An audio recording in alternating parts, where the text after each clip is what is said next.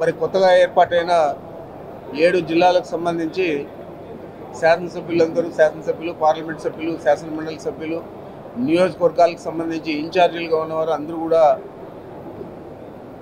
ఇక్కడ సమావేశం కావడం జరిగింది. మరి ఈ సమావేశంలో ముఖ్యంగా రాబోయే వారంలో జరిగే క్యాడర్ మీటింగ్ను ఏ విధంగా ఆర్గనైజ్ చేయాలా, అది అనంతపూర్లో ఏర్పాటు చేస్తూ ఉన్నాం.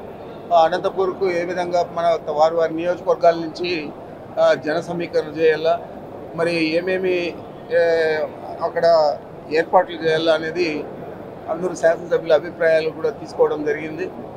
మరి ఆ విధంగానే రాబోయే ఆ సమావేశానికి ఒక ప్రత్యేకత కూడా ఉంటుంది. ఎందుకంటే ఈ రాయలసీమ జిల్లాల్లోనే వైఎస్ఆర్ కాంగ్రెస్ పార్టీ గతంలో కూడా చాలా మంచి పెర్ఫార్మెన్స్ చేసింది. అప్పుడు పొరపాటున 3 నియోజకవర్గాలు ఓడిపోవడం జరిగింది.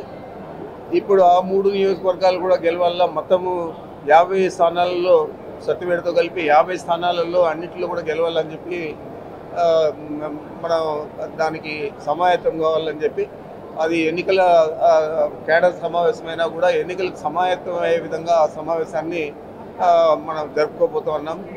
మన ప్రీతం నాయకుడు ముఖ్యమంత్రి జగన్మోహన్ రెడ్డి గారు ప్రధానంగా దాంట్లో వారు ప్రసంగించేదే కాకుండా ఒక సూచన వారు దిశా నిర్దేశం వారు చేస్తారు ఎన్నికల గురించి.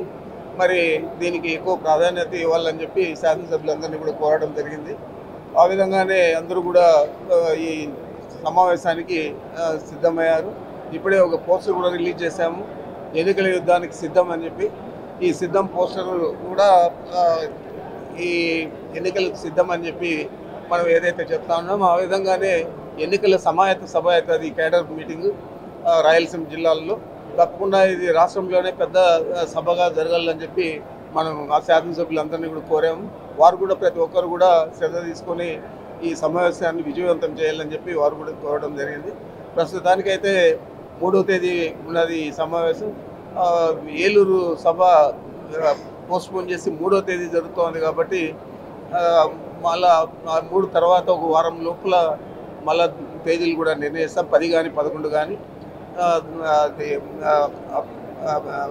మన పార్టీ నిర్ణయాన్ని బట్టి ఆ తేదీ కూడా నిర్ణయిస్తారు. ఆ తేదీలో మనం ఈ సభ విజయవంతం చేసే విధంగా చర్యలు తీసుకోవాలని చెప్పి ఈరోజు ఈ సమావేశాన్ని ఏర్పాటు చేశారు.